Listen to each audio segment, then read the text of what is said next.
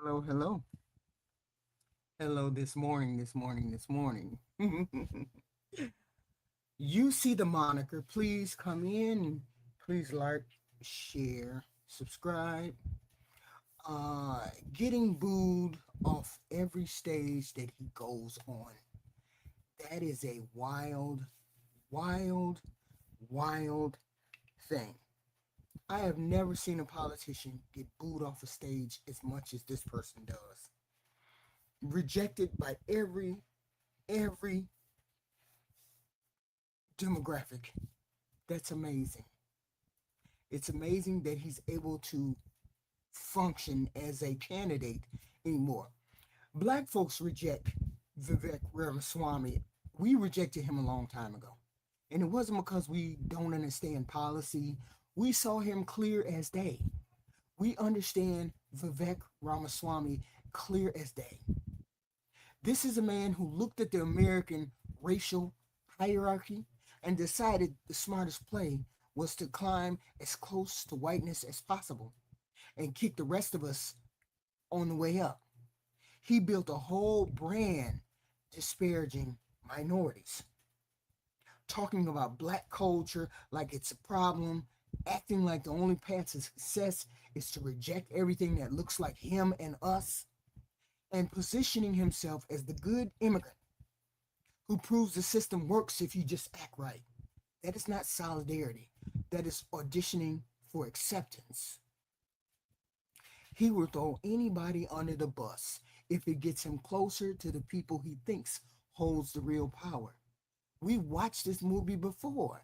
The ones who want proximity to whiteness more than they want justice for the people will always sell out the rest of us when the price is right. Look at that Officer Tatum character. And Vivek has been sold. He's been sold a dream, but Vivek has been so loud about it. He doesn't defend the vulnerable. He lectures them. He doesn't stand with communities under attack. He uses them as punching bags to prove he's one of the serious ones. That's what he does. That's why he gets rejected. For a lot of black voters and other non-white communities, the problem starts with how he talks about race and history itself.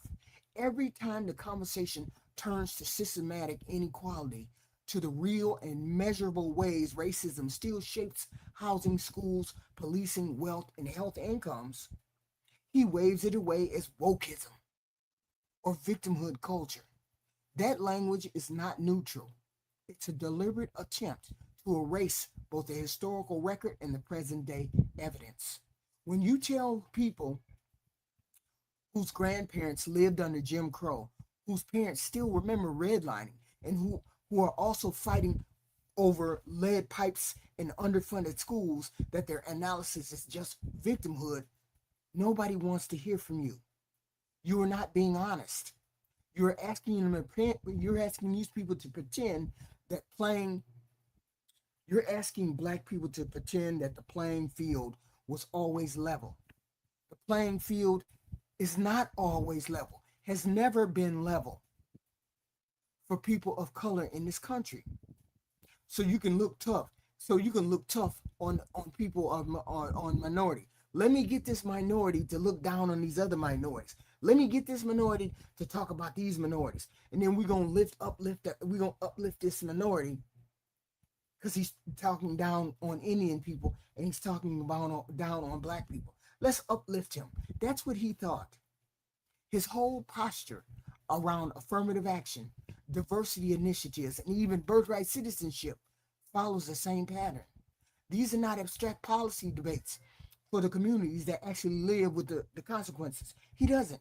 When he calls for dismantling the tools that were built imperfectly, I get that, late and under pressure, To open doors that had been locked for generations, it lands as something very specific. It lands as a signal.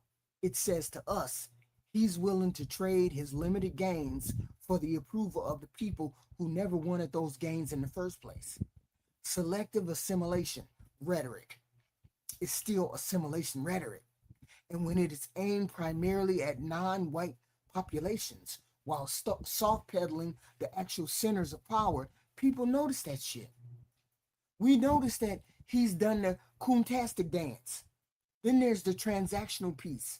The man will attack Juneteenth as useless in one breath and preach colorblind mediocrity in the next. That combination does not read as principle to most of us black people or most people of color. It reads as performative.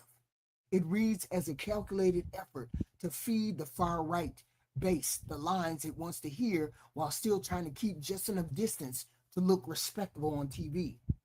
You cannot spend years treating the symbols and struggles of black freedom as political footballs and then expect black people to believe you when you suddenly claim to care about equal opportunity. All people in Ohio, make sure you stand down when it comes to voting for him. If you don't want to vote for the Democrat, don't vote for anybody. But you definitely don't go over there, black folk, go over there and try to vote for this Vivek Ramaswamy. He'll burn his own people down.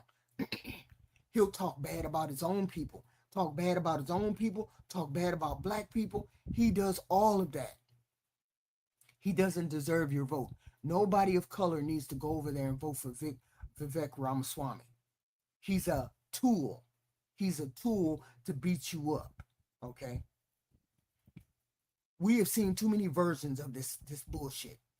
The inauthenticness about him is the point. Now, the same party that used him is turning on him, right? And the irony is thick enough to cut. All of a sudden, the others is convenient. They're looking at this Indian man, Hindu, not Muslim, but they don't care about the difference when they're in their feelings. And remembering that he is still an immigrant son in a movement that is getting more openly hostile towards immigrant communities every day. The same blood and soil energy that used to stay on the fringes is now comfortable saying the quiet part out loud. You're useful until you're not useful, dummy Vivek Ramaswamy. You're a prop until you start looking like competition or a reminder that America was never just for you. So let me play this clip. Goofy, let me play this clip. The truth of the matter is, no matter what happens in whichever direction, people of my generation have already made it, we're going to be fine. It's going to be your generation that pays the price. You're a political cretin, and you need to get the out of here. Out of here. I ain't never seen no politician get booed off the stage as many times as he does. He has offended every part of his base. He's offended every part of his base. And some of the base he has not offended, but some of the base don't want him. This is where it started getting real for him. A young conservative stood up and asked him straight, how can I call myself a Republican when more and more people look at my skin color and my faith and decide I'm not part of the tradition? That wasn't a progressive. That was someone inside the movement telling him the circle was already closing. Listen to this. And, I guess, work this for me, on a genuine human conversation. How could I call myself a Republican when there's an increasing amount of people who, because of my skin color, because of who I believe in and the practice of my religious faith, see me as someone that's not a part of their tradition? And then, to my further point is, from your perspective, do you see this rise in Asian Americans in the GOP? Is that a strategy by the establishment to say, hey, since your parents are immigrants, you're more qualified to talk about it, and, it might help them to win in a post-Trump era? Yeah, I'll say a couple of things. I'm nobody's pawn. I'm my own man. I don't report to anybody but to myself and to God at the end of the day, who I believe puts each of us here for a purpose. And the other thing is I will never defend the indefensible. Okay, there's a reason I would be a hypocrite if I did not criticize. I did criticize the woke left when I was the CEO of all the companies that were sectors that were buying into it. I went the other way. And now I have been, I can't speak for others, but I will be unapologetic and I will not mince words in criticizing the same kind of quasi-socialist, quasi-discriminatory, self-hating, quasi-socialist ideology now emerging on the right. So Yeah. So that was one of his own people saying, I don't believe jack shit you got to say, because you'll throw us under the bus, us Indian people under the bus, black people, he'll throw everybody under the bus. I'm saying it again. Anybody that's black or Indian voting in Ohio, don't vote for that man. That man will throw you under the bus. For the rich people, it's quick as hell. For the rich white people, it's quick as hell. So inside the conservative base, the friction is real and it's structural. As a practicing Hindu, he runs into a hard ceiling with Christian nationalists and fundamentalist voters who simply don't see a non-Christian faith as fully American.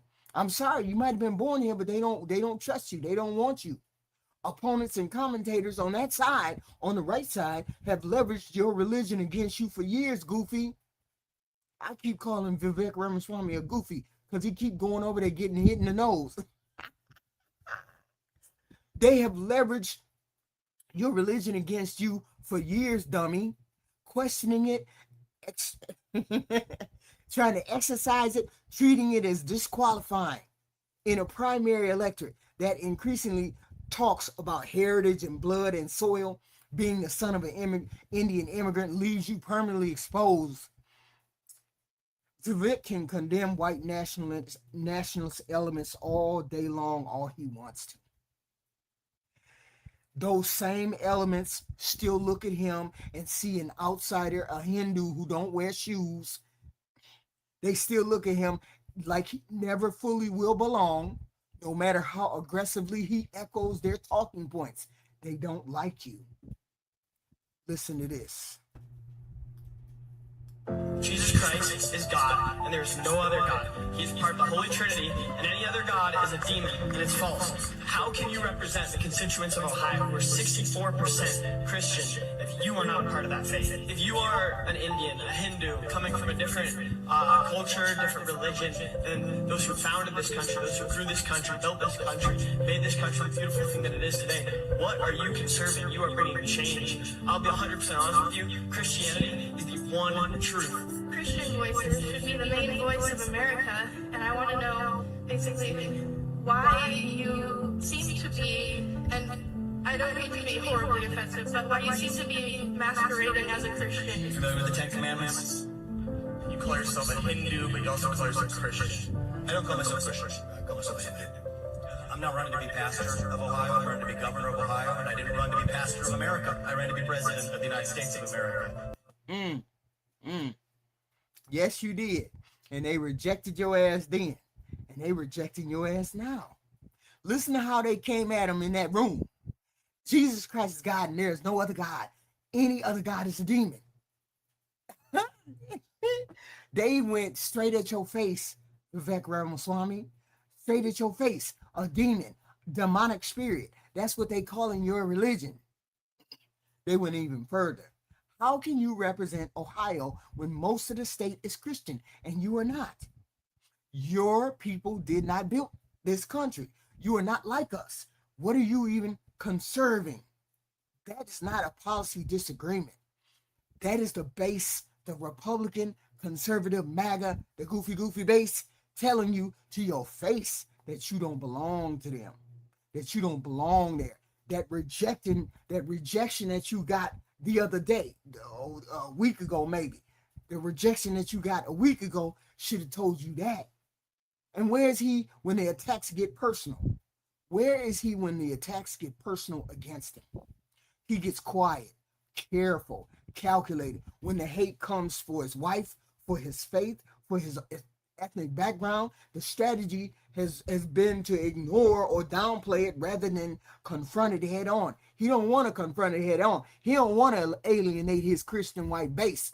He don't want to tell them nothing. He want to downplay all the rest of us. And then he don't want to attack them. He don't want to confront them at all. That choice has a cost. That non-confrontational attitude that he has a cost. Community members and observers notice when a man will go to war over every culture war abstraction, but goes soft and runs like a pussy when the target is in his own household or against his own damn people or people who look like him. It reads as political expediency. That's what it is. You ready to go to war over culture issues, but when they call your wife ugly or tell you that your wife eats shit, you ain't got nothing to say. That's wild. It's a man who's protecting his seat at the table more than he protects the people who look like him. You cannot ask for loyalty from a community you will not publicly defend. Why should somebody be loyal to you when you ain't gonna be loyal to them? And they know you're not gonna be loyal to them. So now you stuck in the classic perform loyalty trap. That's where you at, goofy. To progressive and minority audience, he looks like an actor delivering his lines designed to dismantle the very protections those communities fought for. That's why I keep saying anybody of color, Indian, Black, Asian, anything, Mexican, don't vote for Vivek Ramaswamy. He'll throw your ass under the bus quick as day. He won't even defend his wife. He won't even defend his wife and his child. When he put pictures out, they attacked him and his wife and his child. He won't even defend them people. You know he ain't finna defend you. Ain't no way. Black, Hispanic, you name it. Don't vote for that man. Okay?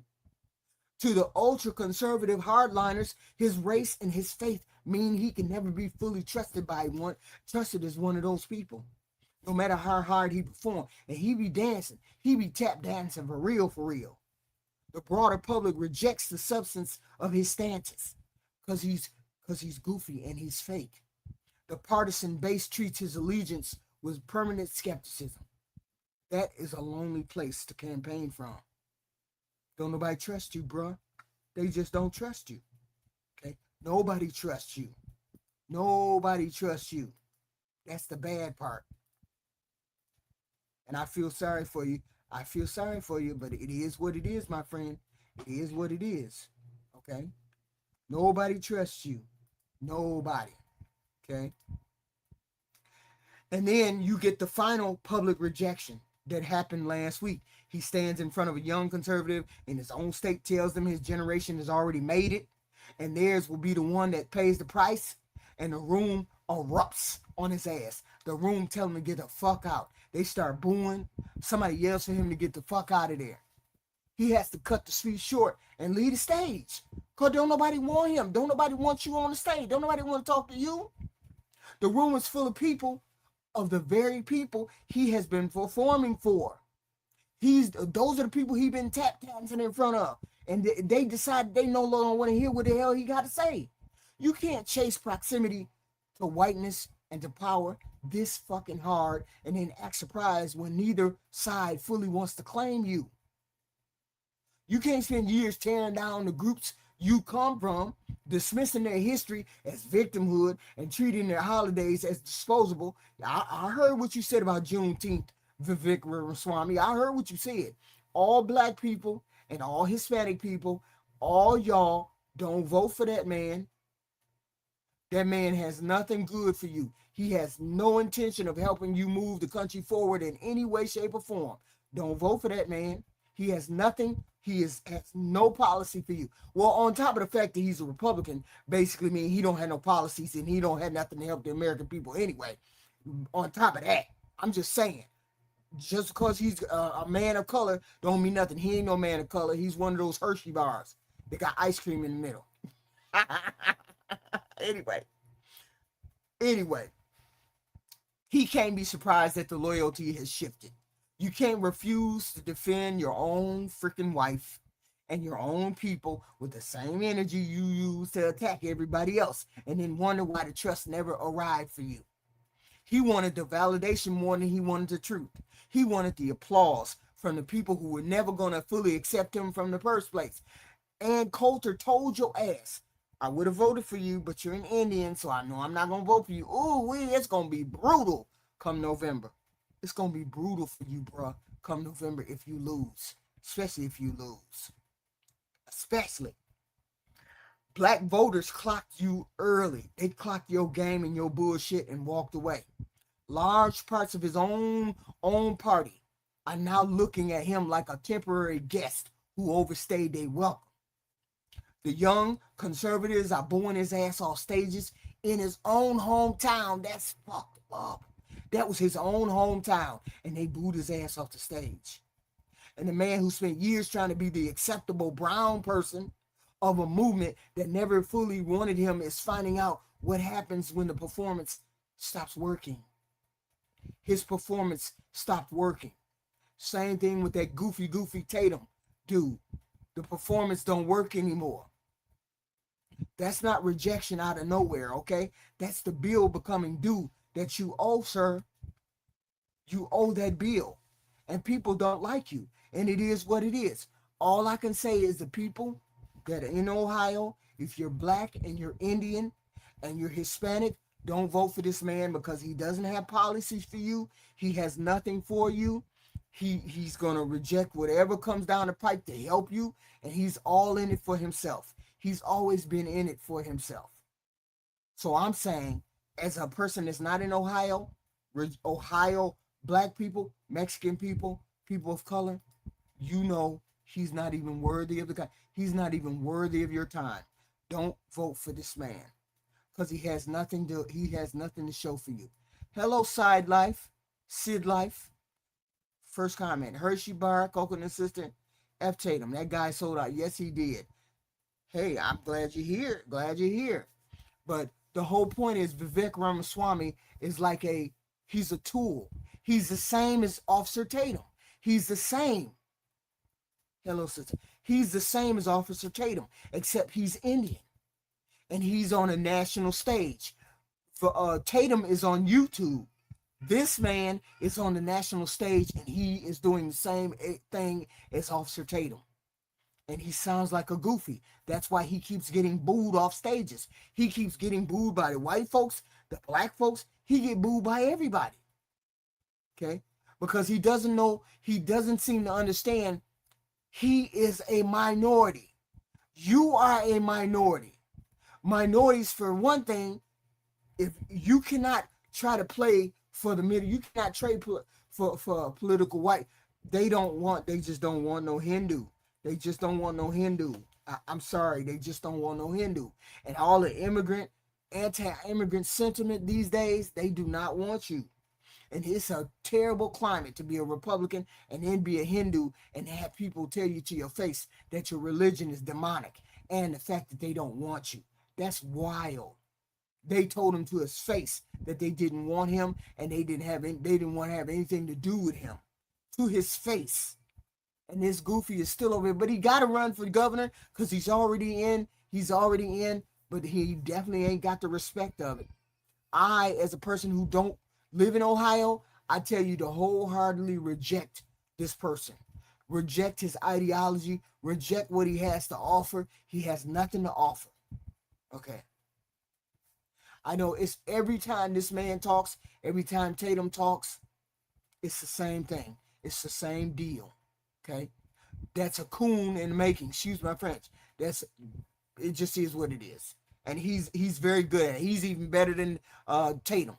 If you listen to his speech, you listen to the way that people react to him and what he says, they reject him wholeheartedly too.